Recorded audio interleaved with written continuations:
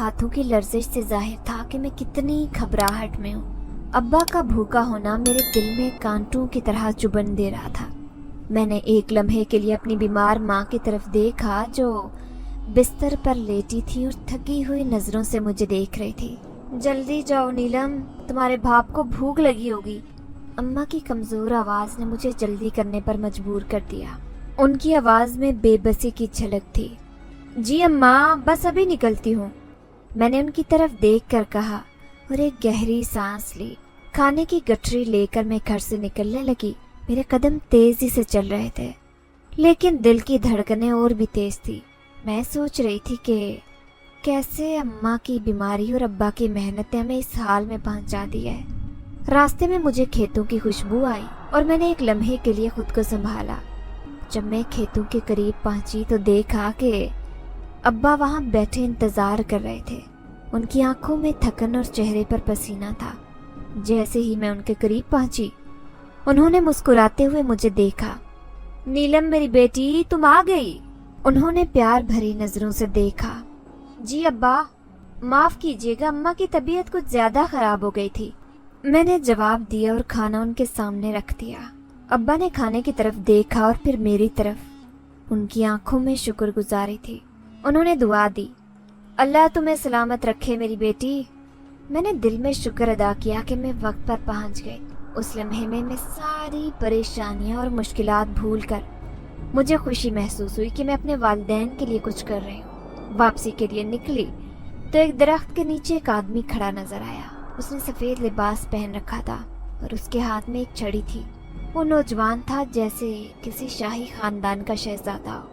اس کے پیچھے دو کالے لباس والے آدمی بھی کھڑے تھے جو اس کی حفاظت کر رہے تھے۔ میں جلدی جلدی گھر جانے کی کوشش کر رہی تھی مگر جیسے ہی میری نظر اس پر پڑی وہ ٹھٹک گیا اور اپنی بات کو ادھورا چھوڑ کر مجھے گھورنے لگا۔ اس کی گہری نظریں میرے دل میں خوف پیدا کر رہی۔ مجھے نہیں معلوم کہ یہ کون تھا لیکن میں نے اسے پہلے کبھی نہیں دیکھا تھا۔ گاؤں کی ہر گلی، ہر موڑ میرے لیے جانا پہچانا تھا مگر یہ شخص یہاں بالکل نیا تھا۔ اس کی موجودگی نے مجھے ایک عجیب کیفیت میں مبتلا کر دیا۔ میرے دل کی دھڑکن تیز ہو گئی اور میں نے نظریں چراتے ہوئے وہاں سے جانے کی کوشش کی لیکن میرے قدم میرا ساتھ نہیں دے۔ جب میں تھوڑا آگے بڑھی تو پیچھے سے ایک آواز آئی، رکو۔ میں نے چونک کر پیچھے دیکھا تو وہ شخص میری طرف بڑھ رہا تھا۔ اس کی آنکھوں میں کچھ خاص تھا، جیسے وہ کچھ کہنا چاہتا ہو۔ میں نے دل کی دھڑکنوں کو قابو رکھنے کی کوشش کی اور رک گئے۔ تمہارا نام کیا ہے؟ اس نے نرم لہجے میں پوچھا۔ نیلم، میں نے آہستہ سے جواب دیا، خوف اور تجسس کے ملے جلے جذبات کے ساتھ۔ نیلم، تم یہاں کی رہنے والی ہو؟ اس نے پھر پوچھا۔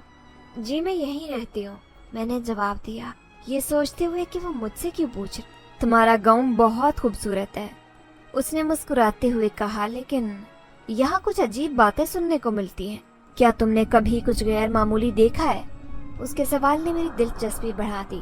نہیں، میں نے کبھی کچھ غیر معمولی نہیں دیکھا، لیکن آپ کون ہیں اور یہاں کیوں آئے ہیں؟ وہ مسکرا کر بولا، میں یہاں کچھ خاص تلاش کرنے آیا ہوں لیکن ابھی وقت نہیں آیا کہ تمہیں سب کچھ بتا سکوں۔ اس کی آنکھوں میں ایک راز چھپا تھا جو میرے دل میں بے چینی پیدا کر رہا۔ اس کی باتوں نے میرے ذہن میں کئی سوالات پیدا کر لیکن میں نے اپنے خوف کو قابو میں رکھتے ہوئے کہا، مجھے گھر واپس جانا ہے۔ ٹھیک ہے نیلم، جلدی ہم دوبارہ ملیں گے، اس نے کہا اور پھر پیچھے ہٹ گیا۔ میں نے جلدی جلدی قدم بڑھائے اور گھر کی طرف چل پڑی لیکن اس پراسرار شخص کی باتیں میرے ذہن میں گردش کرتی رہیں۔ یہ کون تھا اور وہ کیا چاہتا تھا؟ میرے دل میں اس کی باتوں کا راز جاننے کی بے چینی بڑھتی جا رہی تھی۔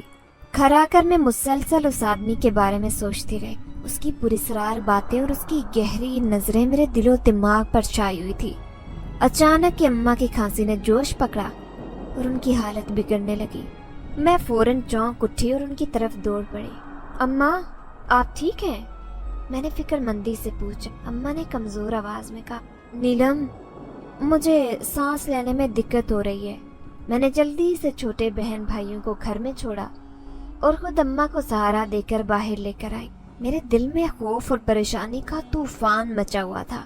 اماں کی بگڑتی حالت کو دیکھ کر میں نے فیصلہ کیا کہ انہیں گاؤں کے مقامی ہسپتال لے جاؤں۔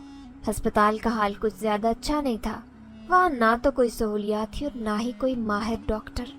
सिर्फ एक मेडिकल स्टोर था जहाँ एक लड़का बैठा रहता जो दवाइयों के बारे में थोड़ा बहुत जानता था। इसके अलावा और कोई सहूलत नहीं थी। मैं अम्मा को लेकर अस्पताल की तरफ भागी। वहाँ पहुंचकर मैंने मेडिकल स्टोर के लड़के को देखा जो एक बेंच पर बैठा हुआ। भाई, मेरी अम्मा की तबीयत बहुत खराब है, कोई दवाई दे सकते हो? मैंने जल्दी से कहा। लड़के ने अम्मा की हालत देखी और फौरन अपनी कुर्सी से उठा। बाजी, मैं देखता हूँ क्या कर सकता हूँ। उसने अपने सामने रखे हुए दवाइयों के डब्बे खोलने, उसने जल्दी से एक दवाई निकाली और अम्मा को दे दी। ये दवाई इनकी खांसी को कुछ हद तक आराम देगी, मगर इन्हें जल्दी से शहर के बड़े अस्पताल ले जाना बेहतर होगा। मैंने उसकी बात सुनी और दिल में सोचा कि हमें जल्दी से कोई इंतजाम करना होगा। गांव में जिंदगी की मुश्किलात तो पहले ही कम न थी, ऊपर से अम्मा की बिगड़ती हालत ने मेरे दिल को कुछ और ही भारी कर दिया। मैंने अम्मा को सहारा दिया और उन्हें दोबारा घर ले आई। मेरे दिल में उस पुरस्कार आदमी की बातें भी गर्दिश कर रही और अम्मा की तबीयत की फिक्र भी थी। मैंने फैसला किया कि जैसे ही कोई मुनासिब मौका मिलेगा मैं इस शहर के अस्पताल जाने का बंदोबस्त करूंगी। मगर अभी के लिए अम्मा को आराम देने की कोशिश की और उनके पास बैठकर उनका ख्याल रखने लगी। शाम को अब्बा घर आए तो मैंने उन्हें अम्मा की हालत के बारे में बताया। वो बहुत फिक्रमंद हो गए, मगर उनकी जेब में एक पाई तक नहीं थी। गांव का जमींदार उन्हें हफ्ते की मजदूरी देता, जिससे वो कभी कभार राशन डलवा देते, मगर वो हफ्ता पूरा होने से पहले ही खत्म हो जाता। अब घर में थोड़ा सा आटा और थोड़ा सा घी और थोड़ी सी दाल थी, जिनको मैं बहुत कफायतशारी से चला रही थी। हमारी परेशानी बहुत बड़ी थी, मगर मदद करने वाला कोई नहीं था। रात को अम्मा की बिगड़ती हालत ने मुझे बेचैन कर दिया। उनकी सांसों की तकलीफ और कमजोरी देखकर मेरा दिल कट सा गया। मैं उनके पास बैठकर उनका सर दबाती रही और दिल में दुआ करती रही कि अल्लाह उन्हें जल्द सेहतयाब करे। अम्मा के बगैर मैं जिंदगी का तसव्वुर भी नहीं कर सकती थी। जब अम्मा की खांसी थोड़ी कम हुई और वो कुछ देर के लिए सो गई तो मैंने अब्बा से बात करने का फैसला किया। अब्बा, हमें कुछ करना होगा, अम्मा को शहर के अस्पताल ले जाना जरूरी है, मैंने दिलगीर आवाज में कहा। अब्बा ने गहरी सांस ली और कहा, बेटी मैं समझता हूँ, मगर हमारे पास पैसे नहीं है, जमींदार से उधार मांगना पड़ेगा, मगर वो आसानी से नहीं मानेगा। मैंने सोचा कि हमें किसी न किसी तरह पैसे का बंदोबस्त करना होगा। अब्बा, हम किसी से कर्ज ले सकते हैं?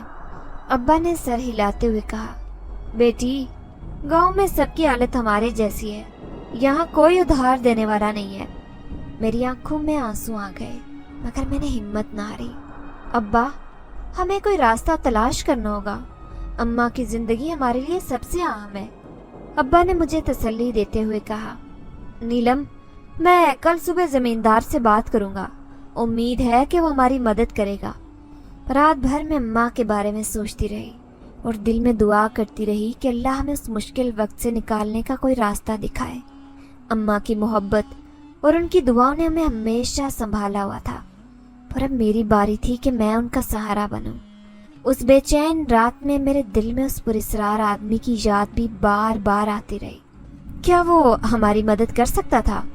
मैंने दिल में तहैया किया कि अगर जमींदार से कोई हल ना निकला तो मैं उस आदमी से मिलने की कोशिश करूंगी, शायद अल्लाह ने उसे हमारी मदद के लिए भेजा हो। अगले दिन जब अब्बा जमीनों पर जाने के लिए निकलने लगे, मैंने उनसे कहा, अब्बा, मैं भी जमींदार के पास चली जाती हूँ, शायद उसको हमारी हालत पर रहम आ जाए। अब्बा ने एक लम्हे के लिए सोचा और फिर सर हिलाते हुए कहा, ठीक है नीलम, शायद तुम्हारे साथ होने से वो हमारी मदद करने पर आमादा हो जाए। हम दोनों जमींदार के घर की तरफ रवाना हो गए। गांव की सड़कें और रास्ते हमारे लिए बिल्कुल जाने पहचाने थे, मगर दिल में एक बोझ सा था। जमींदार का बड़ा और शानदार घर गांव की सादा और मुश्किल भरी जिंदगी से बहुत मुख्तलिफ था। उसके बड़े आंगन में कीमती गाड़ियां खड़ी थी और घर के सामने फूलों का खूबसूरत बाग था। जैसे ही हम जमींदार के घर पहुंचे, एक नौकर ने हमें अंदर जाने का इशारा किया। हम अंदर गए और जमींदार के कमरे के दरवाजे पर रुक गए। अब्बा ने दरवाजा खटखटाया और अंदर जाने की इजाजत मांगी। जमींदार एक बड़ी आरामदाह कुर्सी पर बैठा था। उसके चेहरे पर तकब्बुर और गुरूर की झलक थी। उसने हमें अंदर बुलाया और कहा, कहो क्या बात है, ابا نے ہاتھ جوڑ کر کہا، مالک میری بیوی بہت بیمار ہے، ہمیں کچھ پیسوں کی ضرورت ہے تاکہ اسے شہر کے اسپتال لے جا سکیں، کیا آپ ہماری مدد کر سکتے ہیں؟ میں وعدہ کرتا ہوں کہ جلد ہی آپ کی رقم لوٹا دوں گا۔ زمیندار نے ایک لمحے کے لیے سوچا اور پھر مکاری سے مسکراتے ہوئے کہا، پیسوں کی ضرورت ہے؟ ٹھیک ہے، لیکن اس کے بدلے تمہیں میری کچھ شرائط ماننی ہوں گی۔ میں نے زمیندار کی مکاری کو محسوس کیا مگر کچھ کہہ نہ سکی۔ دل میں خوف اور بے چینی بڑھتی جا رہی تھی۔ زمیندار نے اپنی کرسی سے اٹھ کر میرے قریب آتے ہوئے کہا، نیلم تم یہاں کیوں آئی ہو؟ ابا نے جلدی سے کہا، مالک ہم بہت مجبور ہیں، ہماری مدد کریں، آپ کے علاوہ ہمیں کوئی آسرا نہیں۔ زمیندار نے ایک ناپاک ارادے سے میری طرف دیکھتے ہوئے کہا، ٹھیک ہے میں تمہاری مدد کروں گا، مگر اس کے بدلے میں نیلم کو میرے پاس کچھ دن کام کرنا ہوگا جب تک تمہارا قرض نہیں اترتا۔ میرے دل میں خوف کی لہر دوڑ گئی۔ زمیندار کے ناپاک ارادے نے میرے دل کو ہلا دیا تھا۔ میں نے جلدی سے کہا، نہیں ابا، ہم اس شرط پر مدد نہیں لیں گے، اگر میں یہاں رہوں گی تو اماں کا خیال کون کرے گا؟ ابھی میں یہ کہہ ہی رہی تھی کہ دروازے پر دستک ہوئی اور وہی سفید لباس والا آدمی داخل ہوا جو مجھے اس دن کھیتوں پر نظر آیا تھا۔ اس نے وہی سفید لباس پہن رکھا تھا اور اس کے ہاتھ میں وہی چھڑی تھی۔ اس کے ساتھ 2 کالے لباس والے آدمی بھی تھے۔ معاف کیجیے گا، میں نے اتفاق سے آپ کی باتیں سن لی ہیں، اس نے کہا۔ وہ شاید کسی کام سے زمیندار سے ملنے آیا تھا۔ زمیندار نے غصے سے کہا، یہ تم یہاں کیا کر رہے ہو؟ اس آدمی نے مسکراتے ہوئے کہا، میں کچھ ضروری کام کے لیے آیا تھا، مگر اب دیکھ رہا ہوں کہ کچھ اور بھی ضروری ہے۔ اس آدمی نے ہماری طرف مڑ کر کہا، آپ لوگوں کو پیسوں کی ضرورت ہے؟ ابا جی نے سر ہلاتے ہوئے کہا، جی ہماری بیوی بہت بیمار ہے، ہمیں شہر کے اسپتال جانے کے لیے پیسوں کی ضرورت ہے۔ اس آدمی نے اپنی جیب سے ایک پرس نکالا اور ابا کی طرف بڑھاتے ہوئے کہا، یہ پیسے آپ لے لیں، اس سے آپ کی ضرورت پوری ہو جائے گی۔ ابا نے حیرت سے اس کی طرف دیکھا اور کہا، مگر آپ کون ہیں اور یہ کیوں کر رہے ہیں؟ اس آدمی نے مسکراتے ہوئے کہا، آپ کی مدد کرنا میرا فرض ہے، اللہ نے شاید مجھے آپ کے لیے بھیجا ہے تاکہ آپ کی عزت محفوظ رہے۔ زمیندار نے غصے سے کہا، یہ تم کیا کر رہے ہو؟ اس آدمی نے زمیندار کی طرف دیکھتے ہوئے کہا، میں صرف ان کی مدد کر رہا ہوں، اگر آپ کو کوئی اعتراض ہے تو مجھے بتائیں، ویسے بھی میں ایک ضروری کام کے لیے آپ کی طرف آیا تھا تو میری ملاقات اتفاق سے ان سے ہو گئی۔ زمیندار نے کچھ کہنے کے لیے منہ کھولا مگر پھر خاموش ہو گیا۔ اس آدمی نے ابا کو پیسے دیے اور کہا، جلدی سے اپنی بیوی کو شہر کے اسپتال لے جائیں، اللہ ان کو شفا دے گا۔ ابا نے اس کا شکریہ ادا کیا اور ہم جلدی سے وہاں سے نکل گئے۔ میرے دل میں اس پراسرار آدمی کے لیے شکر گزاری اور تجسس کی لہر دوڑ رہی تھی۔ یہ کون تھا اور اس نے ہماری مدد کیوں کی؟ مگر اس وقت سب سے اہم بات یہ تھی کہ اماں کو جلدی سے اسپتال لے جایا جائے۔ ہم جلدی سے گھر پہنچے اور اماں کو لے کر شہر کے اسپتال کی طرف روانہ ہوئے۔ دل میں امید کی ایک نئی کرن کے ساتھ میں اور ابا اماں کو لے کر شہر کے اسپتال پہنچے۔ وہاں پہنچ کر ڈاکٹر نے انہیں کچھ دوائیاں دی جس سے اماں کی حالت میں وقتی طور پر کچھ بہتری آئی، مگر بیماری کا زور ابھی بھی باقی تھا۔ ڈاکٹر نے ہمیں بتایا کہ اماں کے پھیپھڑوں میں زخم پڑ چکے ہیں اور ان کے علاج کے لیے بھاری رقم درکار ہوگی۔ ہماری پریشانی اور بڑھ گئی۔ ڈاکٹر کی باتیں سن کر ہمارے دل میں خوف کی لہر دوڑ گئی۔ ابا نے مایوسی سے سر جھکا لیا اور میں اپنی آنکھوں میں آئے آنسو روکتے ہوئے ابا کو تسلی دینے کی کوشش کرنے لگی۔ ابا، ہمیں کسی طرح یہ رقم تو جمع کرنی ہی ہوگی، اماں کا علاج بہت ضروری ہے، میں نے کہا۔ ابا نے ایک گہری سانس لی اور کہا، بیٹی میں دوبارہ زمیندار سے بات کروں گا، شاید وہ اس بار ہماری مدد کر دے۔ اگلے دن ہماری پریشانیوں کا فائدہ اٹھانے کے لیے زمیندار ناپاک ارادوں سے ہمارے گھر آیا۔ اس نے بہانہ بنایا کہ وہ اماں کی عیادت کرنے آیا ہے۔ کیسے ہیں آپ لوگ؟ زمیندار نے مصنوعی ہمدردی سے پوچھا۔ ابا نے جھک کر سلام کیا اور کہا، مالک ہمیرا کی طبیعت بہت خراب ہے، ڈاکٹر نے بھاری رقم کا مطالبہ کیا ہے، ہمیں آپ کی مدد کی ضرورت ہے۔ زمیندار نے مکاری سے مسکراتے ہوئے کہا، یہ تو بہت افسوس کی بات ہے، میں آپ کی مدد کر سکتا ہوں، مگر اس کے بدلے میں مجھے کچھ چاہیے ہوگا، بس وہی پرانی شرط ہے، کہ نیلم میری حویلی میں کام کرنے کے لیے آیا کرے گی۔ میں نے اپنی بیمار ماں کی طرف ایک نظر ڈالی اور ابا کے جواب دینے سے پہلے ہی میں نے حامی بھر لی۔ زمیندار صاحب، مجھے آپ کی شرط منظور ہے۔ جب تک ابا آپ کا قرضہ نہیں چکاتے میں آپ کی حویلی میں کام کرنے کے لیے آیا کروں گی۔ اس کے چہرے پر ایک فاتحانہ مسکراہٹ پھیل، وہ الٹے قدموں واپس چلا گیا۔ میں نے ابا سے کہا کہ ابا، آپ کو مجھ پر یقین رکھنا ہوگا، میں کوئی غلط قدم نہیں اٹھاؤں گی، آپ کی عزت میرے لیے سب سے بڑھ کر ہے۔ ابا نے پیار سے میرے سر پر ہاتھ پھیرا اور کام کے لیے نکل گئے۔ میں نے دل میں عہد کر لیا تھا کہ زمیندار نے جیسا بھی میرے ساتھ رویہ اختیار کیا، میں ابا کو اس کی بھنک نہیں لگنے دوں گی۔ مجھے اپنی ماں کے لیے علاج کے لیے یہ قربانی دینی تھی، ہم بہت مجبور تھے اور اس کے علاوہ ہمارے پاس کوئی دوسرا چارہ نہیں تھا۔ سارا دن میں اماں کا خیال رکھتی رہی۔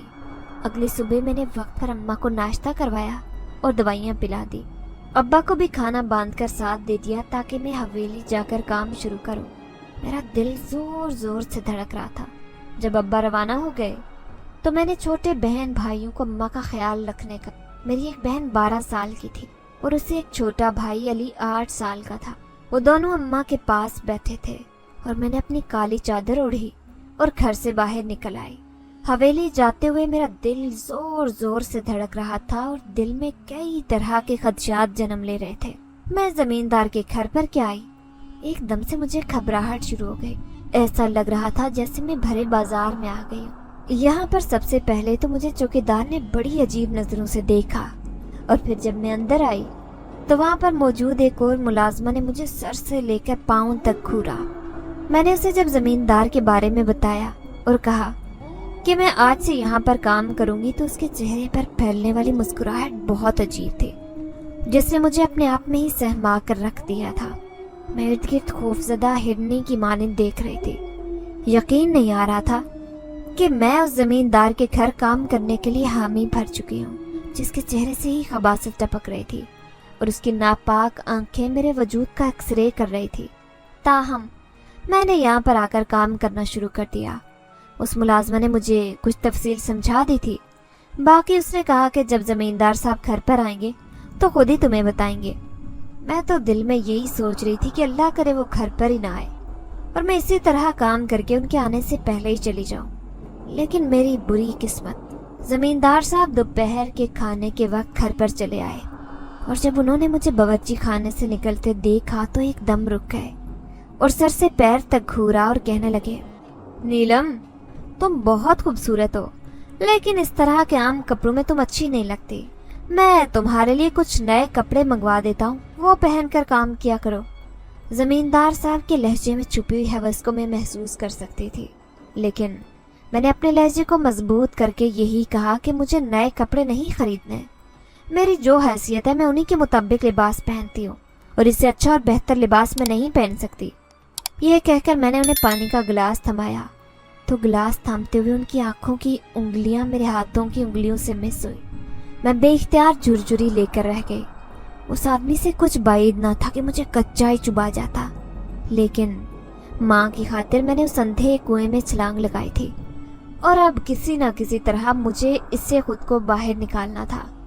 تاہم گلاس واپس پکڑاتے ہوئے زمیندار صاحب نے اماں کی طبیعت کے بارے میں پوچھا تو میں نے انہیں یہی کہا کہ ان کا علاج ابھی چل رہا ہے، جلد ہی بہتر ہو جائیں گی۔ یہ کہہ کر میں واپس باورچی خانے کی طرف مڑ گئی، جبکہ زمیندار صاحب کہنے لگے، میرے کمرے میں آؤ، ذرا مجھے کچھ کام ہے۔ ان کی یہ بات سن کر میرا وجود سن ہو گیا۔ مجھے سمجھ آ گئی تھی کہ وہ مجھے کس لیے کمرے میں بلا رہا ہے، لیکن جانا تو تھا۔ انکار کرتی ہوں تو وہ اپنی رقم کا تقاضا کر دیتا اور وہ رقم بھی میری ماں کے علاج کے لیے بہت ضروری تھی۔ اسی لیے میں کانپتی ٹانگوں کے ساتھ کمرے میں داخل ہوئی۔ وہ سامنے آرام دہ کرسی پر بیٹھا ہوا تھا، کافی ڈھیلے ڈھالے انداز میں نیم دراز تھا۔ اس نے مجھے اپنے قریب آنے کا اشارہ کیا۔ میں آہستہ آہستہ قدم اٹھاتی ہوئی اپنے ہاتھوں کی انگلیاں مروڑتی وہاں پہنچی تو اس نے مجھے نیچے بیٹھنے کا اشارہ کیا۔ میں کارپیٹ پر بیٹھ گئی اور پھر اس نے اپنی ٹانگ میری گود میں رکھ دی اور کہنے لگا، میرے پاؤں دباؤ۔ مجھے اس وقت اس شخص سے شدید نفرت محسوس، لیکن میں کیا کرتی؟ میں اس وقت اسے انکار کرنے کے لیے کوئی نئی مصیبت کھڑی نہیں کرنا چاہتی تھی۔ इस लिए धीरे से उसके पाँव दबाना शुरू कर दिए। उसने बेख्तियार पीछे गिरा लिया अपना सर और कहने लगा, तुम्हारे हाथों में तो जादू है, बहुत मजा आ रहा है, तुम बहुत अच्छा दबा रही हो। जमींदार की आवाज में हल्की सी मदहोशी थी, जबकि मेरा बस नहीं चल रहा था कि यहाँ से उठकर भाग जाऊं।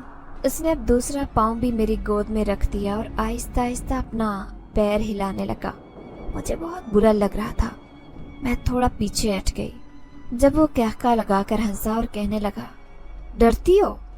मुझे डरने वाली लड़कियां अच्छी लगती हैं। ये कहते हुए जमींदार एकदम आगे को झुका और करीब था कि वो कोई हरकत करता। दरवाजा जोर जोर से दड़दड़ाया गया। जमींदार ने चौंक कर देखा और फिर बुलंद आवाज में पूछा, कौन है? तो बाहर से मुलाजमा की आवाज सुनाई दी, साहब आपके मेहमान आए हैं और फौरन आपको बुलाया गया है। मुलाजमा ने जमींदार से कहा तो वह खंकारा भर कर रह गया और फिर उठकर अपनी चादर को एक झटके से दुरुस्त किया और मुझे कहने लगा, अभी तो मैं जा रहा हूँ, मेरी रानी फिर आऊंगा। ये कहकर वो बाहर की तरफ चला गया, जबकि मैंने शुक्र का सांस खारिज किया कि आज बाल बाल बच गई थी। न जाने कब तक मुझे इसी तरह ये सब कुछ बर्दाश्त करना पड़ेगा और कब तक इस तरह बाल बाल बचूंगी। बेहद घबराए हुए अंदाज में मैं कमरे से निकली और बावर्ची खाने में आ गई। मुलाजमा ने बड़े गौर से मुझे देखा और कहने लगी, तुम्हें यहाँ अपनी हिफाजत खुद करना होगी, इसलिए मोहतात होकर चलो। जमींदार बहुत गलीज किरदार का आदमी है, किसी भी वक्त तुम पर हमला कर दे, कुछ कहा नहीं जा सकता। उस मुलाजमा की बातों ने मुझे मजीद डरा दिया। ताहम मैं अपनी ड्यूटी ख़त्म करने के बाद हवेली से निकल आई। ऐसा लगता था जैसे किसी कैद से निकली हूँ।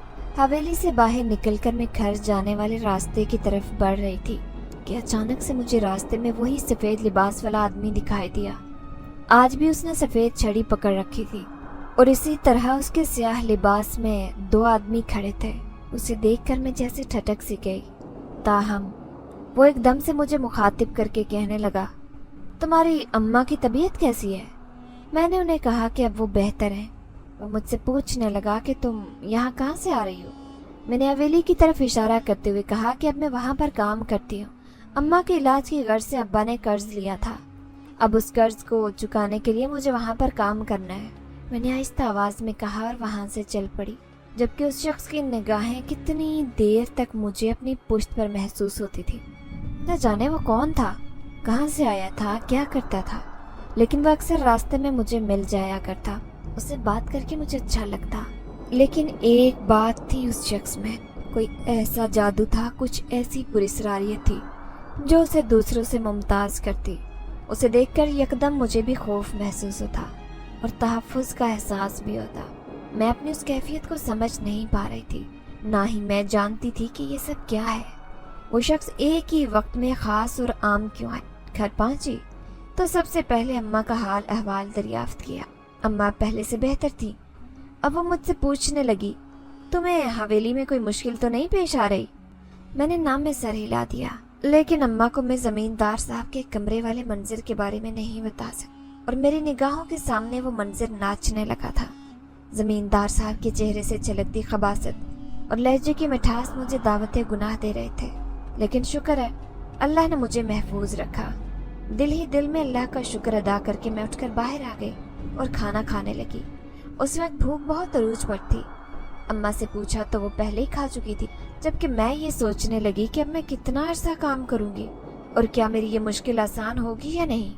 तो जमींदार साहब मुझे इसी तरह तंग करेंगे या फिर मुझे मेरे हाल पर छोड़ देगा।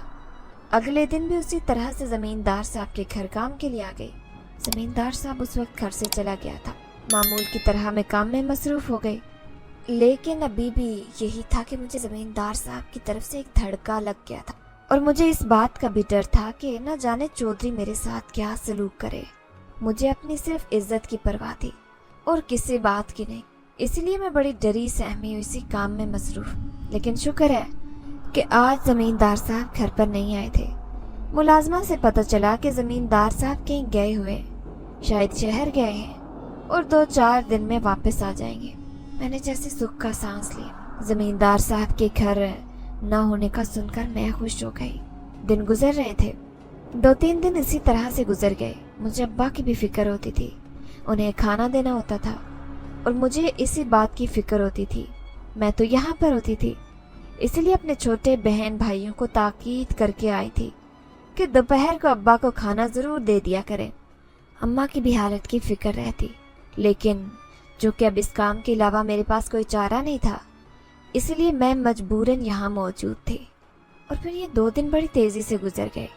तीसरे दिन ज़मींदार साहब वापस गांव आ गए और जिस दिन मैंने उन्हें घर पर देखा, मेरा सांस ऊपर का ऊपर और नीचे का नीचे रह गया। बेख्तियार मैं अपने आप में सिमट गई। ज़मींदार साहब ने भी मुझे बड़ी भरपूर नज़रों से देखा और कहने लगे, नीलम कैसी हो? मैंने तुम्हारे लिए कुछ तोहफे लाए हैं, ज़रा मेरे कमरे में आओ। ये कहकर ज़मींदार साहब कमरे की तरफ बढ़ गए, जबकि मैं पीछे बेहद परेशान हो गई। समझ नहीं आ रहा था कि उन्हें किस तरह से इनकार करूं, लेकिन अब इसके सिवा कोई चारा भी नहीं था, इसीलिए खामोशी से उनके कमरे की तरफ बढ़ी। उनके सामने छोटी मेज के ऊपर काफी तोहफे ताइफ रखे थे। मैं हैरान हुई कि ये तोहफे मेरे लिए हैं और इतने ज्यादा क्यों। मेरे दिल में खौफ की एक लहर उठी, ताहम मैं आगे आई थी। जमींदार साहब ने मुझे अपने बराबर में जगह दी और कहने लगे, यहाँ आकर बैठो, मेरे बराबर बैठो। जबकि मैंने उन्हें मना कर दिया और जमीन पर बैठने लगी और कहा, चौधरी साहब मैं आपके बराबर बैठने की जुर्रत नहीं कर सकती, मेरी इतनी हैसियत नहीं है। ये कहते हुए मैं नीचे कारपेट पर बैठ गई, जबकि जमींदार साहब कहने लगे, तुम्हारी हैसियत तो तुम मेरे दिल से पूछो कि तुम मुझे कितनी प्यारी हो। जमींदार साहब के इस तरह कहने पर मेरे दिल में एकदम नफरत का तूफान उठा। 50 साल से ज्यादा का उम्र का जमींदार, जिसकी पहले ही 3 बीवियां मौजूद थी, मुझसे इश्क बगा रहा था और मुझे ये बात बहुत बुरी लग रही थी। ताहम जमींदार साहब ने अपने आगे रखे हुए तोहफे की तरफ इशारा किया और कहा, यह सब मैं तुम्हारे लिए लाया हूँ, लेकिन बस तुम्हें मेरे साथ कुछ वक्त गुजारना होगा, मुझे खुश करना होगा। ये कहते जमींदार साहब ने एकदम से मेरे चेहरे को पकड़ना चाहा। मैं बेइख्तियार पीछे हट गई। ताहम इतनी देर में दरवाजे की मुलाजमा आई। मुलाजमा ने दरवाजा खोला था और बड़े बादब अंदाज में कहने लगी, जमींदार साहब बाहर वही जैद साहब आए हैं, आपको जल्दी से बुलवाया है।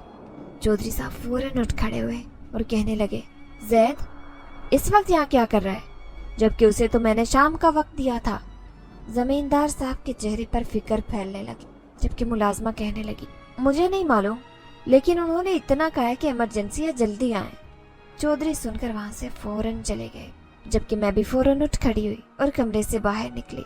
लेकिन मुझे ऐसा लग रहा था जैसे मैं यहाँ ज्यादा काम नहीं कर सकूं और मुझे जमींदार साहब की रकम वापस करना होगी, क्योंकि जमींदार साहब बहाने बहाने से मुझे की कोशिश कर और मैं अपनी इज्जत को दांव पर नहीं लगा सकती थी। मैं जैसे ही बाहर आई तो हवेली से निकल आई। मुझे अब यहाँ काम नहीं करना था, मैंने ये ठान लिया, लेकिन मेरे चेहरे पर परेशानी और फिक्रमंदी बहुत वाज़ेह थी। हवेली के रास्ते पर मुझे उसी जगह पर फिर से वही आदमी दिखाई दिया, सफेद लिबास में छड़ी थामे हुए, अपने 2 मुहाफिजों के साथ वो वहीं पर खड़ा था। मुझे देखकर कहने लगा, तुम आज से हवेली नहीं जाओगी। नीलम अपने घर पर अपनी माँ का ख्याल रखो। उसने मुझे देखते हुए कहा तो मैं बेसाख्ता ठटक और उससे कहा, मैं खुद भी यहाँ पर नहीं आना चाहती, लेकिन तुम नहीं जानते मेरे बाप के ऊपर कर्जा है और मैं अपनी माँ के इलाज की वजह से ये हामी भर चुकी हूँ, मैं क्या करूँ। बेइख्तियार मेरी आंखों से आंसू बहने लगे तो उसने अपनी जेब से काफी बड़ी रकम निकाल कर मुझे दी और कहने लगा, ये रकम अपने पास रखो, अगर जमींदार साहब तुमसे तकाजा करेगा तो तुम ये रकम उसे लौटा देना, जबकि तुम्हें अब यहाँ काम करने की कोई जरूरत नहीं। तुम जमींदार साहब के बारे में नहीं जानती हो, वो बहुत घिनौना आदमी है, तुम्हें इस्तेमाल करके बाद में तुम्हारी लाश की भी खबर नहीं देगा। चौधरी के बारे में ऐसी बातें सुनकर मैं खौफ से कांप उठी। ताहम मैंने बड़ी ममनून नजरों से उसकी तरफ देखा और कहा, तुम कौन हो? तुम हमेशा मेरी मदद करते हो और हमेशा मुझे अच्छी सलाह देते हो, आखिर हो कौन? मैंने बेइख्तियार उससे पूछा तो वो मुस्कुरा दिया, कहने लगा, मैं एक जिनज़ादा हूँ, मेरा नाम जैद है और मैं यहाँ इस इलाके में ख़ास काम करने के सिलसिले में आया हूँ। उसकी बात सुनकर मेरे पैरों तले से ज़मीन निकल गई। वो जिनज़ादा और जैद, मैं समझ नहीं पा रही थी कि वो सच कह रहा है या मजाक कर रहा है, लेकिन फिर अचानक मेरे दिमाग में एक चमकादौड़ा हुआ। جب ملازمہ نے زمیندار صاحب کو بلوایا تھا تو اس نے زید ہی کہا تھا۔ میں نے پوچھا، اس کا مطلب ہے کہ ابھی کچھ دیر پہلے تم نے ہی میری مدد کی تھی؟ جان بوجھ کر زمیندار صاحب کو کمرے سے تم نے نکالا تھا؟ وہ بے اختیار ہاں میں سر ہلا گیا اور کہنے لگا، بالکل، میں اس دن سے تم پر نظر رکھے ہوئے ہوں۔ مجھے معلوم ہے کہ زمیندار صاحب تمہارا شکار کرنا چاہتا ہے، اسی لیے میں نے بہانے سے اسے بلوایا تھا، لیکن اب تم وہاں پر کام نہیں کرنا، میں تمہیں دوبارہ حویلی میں نہ دیکھوں۔ اس نے بڑے دھونس بھرے انداز میں کہا تو میں اس کی مشکور ہوتے وہاں سے چل پڑی۔ گھر آ کر بھی مجھے اس بات کا یقین نہیں آ رہا تھا کہ زید ایک جن زادہ ہے اور وہ میرے سامنے کھڑا تھا۔ تبھی میں کہوں کہ اس سے ملنے کے بعد ہمیشہ ایک عجیب سا احساس کیوں ہوتا ہے، کیوں لگتا تھا کہ زید میں کچھ خاص بات ہے۔ اس کی آنکھیں ہمیشہ مجھے اپنی طرف کھینچتی اور ان آنکھوں میں عجیب سی چمک نظر آتی۔ ابھی بھی میں اس بارے میں سوچتے ہوئے میرا دل خوف سے پھیل کر سکڑا تھا اور میں ایک دم سے گھبرا کر ارد گرد دیکھنے لگی۔ یوں لگ رہا تھا جیسے وہ یہیں کہیں موجود، لیکن یہ صرف میرا وہم تھا اور کچھ بھی نہیں تھا۔ زید یہاں نہیں تھا، لیکن اس کے دیے ہوئے پیسے میرے پاس موجود تھے اور وہ رقم صرف اور صرف زمیندار صاحب کے لیے تھی۔ اگلے دن جب میں سو کر اٹھی تو معمول کے مطابق اپنے گھر کے کاموں میں مصروف ہو گئی، جیسے زمیندار صاحب کے گھر جانے سے پہلے کیا کرتی۔ اماں نے مجھے گھر کے کاموں میں مصروف دیکھا تو کہنے لگی، کیا بات ہے نیلم، آج تم نے کام پر نہیں جانا؟ میں نے نفی میں سر ہلا دیا اور کہا، نہیں اماں، اب سے میں کام پر نہیں جاؤں گی، مجھے زمیندار صاحب کے گھر کام نہیں کرنا۔ میں نے اماں کو صاف صاف منع کر دیا، جبکہ اماں حیران ہو گئی اور کہنے لگی، ایسا کیسے ممکن ہے؟ تم کام پر نہ گئی تو پھر زمیندار صاحب کا قرض کیسے اترے گا؟ وہ تو ہمیں یہاں ذلیل کرے گا۔ اماں نے پریشانی سے جب یہ سوال کیا تو میں ان کے قریب آ بیٹھی، ان کا ہاتھ تھام کر انہیں زید کے متعلق سب کچھ بتا دیا اور کہا کہ میرے پاس وہ رقم موجود ہے، زمیندار صاحب اگر تنگ کرے گا تو وہ رقم اسے لوٹا دیں گے، مجھے اب اس کے پاس کام نہیں کرنا۔ میں نے اماں سے جب یہ کہا تو اماں بے اختیار خوش ہو گئی اور کہنے لگی، اللہ اسے بہت جزا دے، اس نے ہماری بہت مدد کی ہے۔ اماں نے اسے ڈھیروں دعائیں دی، جبکہ میں نے اماں کو یہ نہیں بتایا کہ زید ایک جن زادہ ہے۔ زید کو میں نے ایک بلیمانس انسان کے طور پر ہی پیش کیا تھا، کیونکہ انسانوں کے اوپر بھی تو کسی کا بھروسہ رہنا چاہیے۔ ابا نے بھی مجھے گھر دے کر حیرت کا اظہار کیا، میں نے انہیں بھی وہی جواب دیا جو اماں کو دیا تھا۔ ابا بے اختیار میرے سر پر ہاتھ رکھ کر مجھے حوصلہ دیتے ہوئے کام پر چلے گئے۔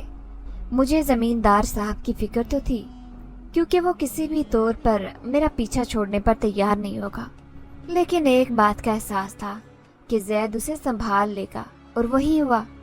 دوپہر کو زمیندار صاحب گھر پر موجود تھا اور بہانے سے آیا تھا۔ اس کا کہنا تھا کہ میں یہاں سے گزر رہا تھا تو سوچا نیلم اور اس کی ماں کی طبیعت کا معلوم کر لوں، جبکہ میں نے نفرت سے اسے دیکھتے ہوئے کہا، میں تو ٹھیک ہوں اور اماں بھی پہلے سے کافی بہتر ہیں، لیکن اب میں آپ کو کہنا چاہتی ہوں کہ میں آپ کے گھر پر کام کرنے نہیں آؤں گی۔ میرا یہ کہنا تھا کہ زمیندار صاحب نے ایک بہت سرد نگاہ میرے وجود پر ڈالی، جس نے میرے سارے وجود کو ٹھنڈا کر دیا، اور پھر کہنے لگا، تم کام پر نہیں آؤ گی، ورنہ جتنی رقم میں نے قرض دی ہے اس سے 2 گنا وصول کروں گا۔ زمیندار صاحب نے یہ کہہ کر باہر کی طرف قدم بڑھا دیے تو میں نے بے اختیار اپنے ہاتھ میں موجود پیسے اس کی طرف بڑھا دیے اور کہا، یہ رقم لیتے جائیں، مجھے آپ کی کسی احسان کی ضرورت نہیں ہے۔ زمیندار صاحب نے حیرت سے ان پیسوں کو دیکھا، پھر میری طرف دیکھا، جبکہ کہنے لگا، مجھے 2 گنا رقم چاہیے، اور وہ رقم میں نے قرض کے طور پر دی تھی، اب دگنی واپس لوں گا۔ زمیندار صاحب یہ کہہ کر وہ رقم تھام چکے تھے اور اسے گننے لگا۔ رقم گن کر اس نے اپنی جیب میں رکھ لی اور کہنے لگا، اصل رقم تو واپس آ گئی ہے، اب جو سود ہے وہ بھی مجھے 2 دن میں لوٹا دینا، بے شک کام پر مت آنا۔ یہ کہہ کر اس نے بڑے تنفر سے باہر کی طرف قدم بڑھا دیے۔ مجھے تو اب صحیح معنوں میں پریشانی شروع ہو گئی تھی، میں کیا کروں، آخر کس طرح سے رقم کا بندوبست کروں؟ یہ رقم تو بہت زیادہ تھی، اور اگر زید مجھے نہ ملا تو پھر میں کیا کروں گی؟ میں یہ سوچ سوچ کر الجھ رہی تھی، اور دوپہر کا وقت جیسے ہی ہوا ابا کے لیے کھانا لے کر چل پڑی۔ راستے میں یہی سوچ میرے دماغ کو چکرا رہی تھی، کیونکہ زمیندار صاحب کا خیال اور ان کی دھمکی یاد آ رہی تھی، اور مجھے سمجھ نہیں آ رہی تھی کہ کس طرح اس صورتحال سے نکلوں۔ راستے میں اسی طرح پریشان چلتی جا رہی تھی کہ پھر مجھے زید دکھائی دیا۔ وہ آج بھی سفید لباس میں چھڑی تھامے ہوئے اپنے 2 محافظوں کے ساتھ موجود تھا۔ اسے دیکھ کر میں بے اختیار رک گئی۔ میرے چہرے پر لکھی ہوئی داستان کو اس نے پڑھ لیا تھا، جبکہ وہ کہنے لگا، تم فکر مت کرو، زمیندار نے تم سے رقم کا مطالبہ کیا ہے، تمہیں وہ رقم میں بھجوا دوں گا، تم پریشان مت ہو، ویسے بھی اب زمیندار کے دن تھوڑے رہ گئے ہیں۔